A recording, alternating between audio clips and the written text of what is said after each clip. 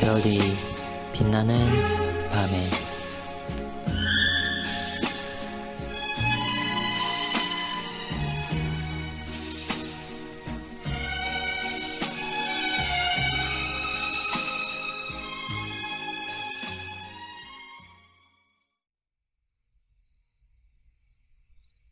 (45문은) 49일차를 참고해 주시기 바랍니다. 그리스도는 그의 나라를 어떻게 다스리실까요? 그리고 당신의 영광과 백성들의 선을 위하여 만물을 능력 있게 주관하신다라는 45문의 답처럼 그 나라의 전진과 확장의 주체는 언제나 그리스도 자신입니다.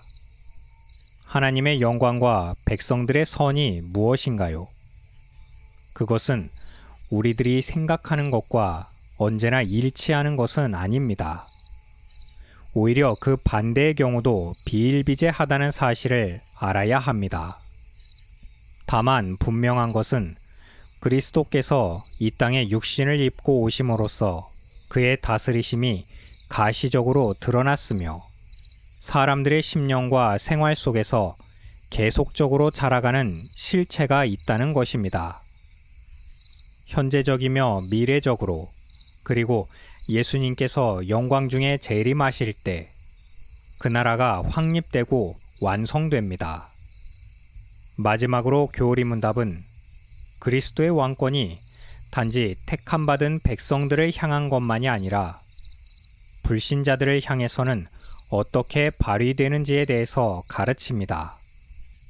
하나님을 알지 못하고 복음을 순종치 않는 나머지 사람들에게는 원수를 갚으심으로써 왕의 직분을 다하신다라고 답합니다.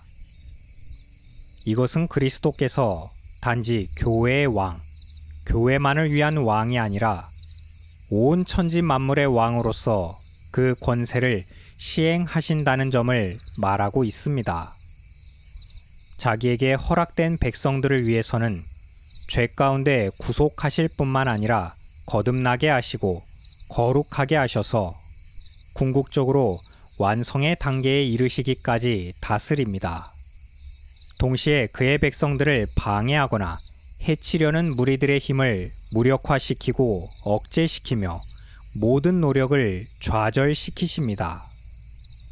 그러나 때로는 이 땅에서 그러한 상황이 역전되는 것처럼 보일 때도 있습니다.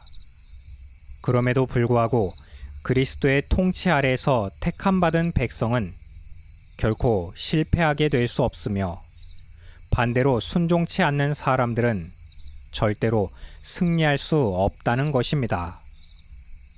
정리하겠습니다.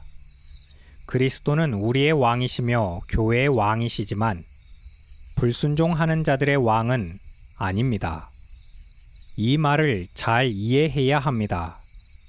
그리스도께서 온 세상 만물의 왕이 되실 수 없다는 뜻이 아닙니다. 한 나라의 왕은 자기의 모든 백성들을 먹이고 입히며 보존할 책임을 가집니다. 비록 죄인들이라 할지라도 그렇습니다. 그리스도는 불신자들, 즉 택함을 받지 않은 사람들의 죄를 위해서 죽으시지 않은 것처럼 그들을 위하여 왕으로 오시지 않았습니다. 그들은 그리스도의 다스리심 아래 속한 백성들이 아니라 단지 심판의 대상일 뿐입니다. 우리는 예수님께서 말씀하신 탕자의 비유를 잘 알고 있습니다. 보통 집 나가서 유산을 탕진하고 돌아온 둘째 아들에 초점이 맞춰져 있습니다. 그리고 잠깐 첫째 아들이 등장해서 둘째 아들만 사랑하는 것처럼 보이는 아버지께 불만을 표시하는 못된 형처럼 그려졌습니다. 우리는 이쯤에서 내가 큰아들로서 살아가고 있다는 생각을 해볼 수 있습니다. 아버지와 항상 함께 지내며 온갖 굳은 일을 도맡아 하느라 힘들고 지칠 때도 있어서 어쩌면 집 나간 동생보다도 더 못한 생활을 하는 건 아닌가 하는 생각을 하는 사람이라고 생각할 수 있습니다. 그리스도가 왕의 직분을 수행하시는데 그의 백성인 나의 삶은 어째서 안전하게 지켜지고 보장된다고 느낄 수 없을까요? 그것은 아마도 우리가 그리스도의 큰 그늘 아래에 계속 있기 때문이기도 합니다. 그늘을 벗어나 타는 듯한 뜨거움을 맛보지 않은 사람의 불만일 수 있습니다.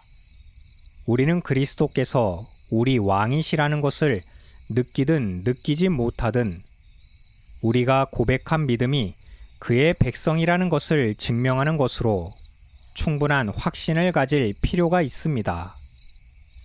감정과 느낌에 의존하기보다는 믿음의 고백과 거기서 나오는 확신을 가지고 그리스도 왕국의 백성답게 살아가길 바랍니다.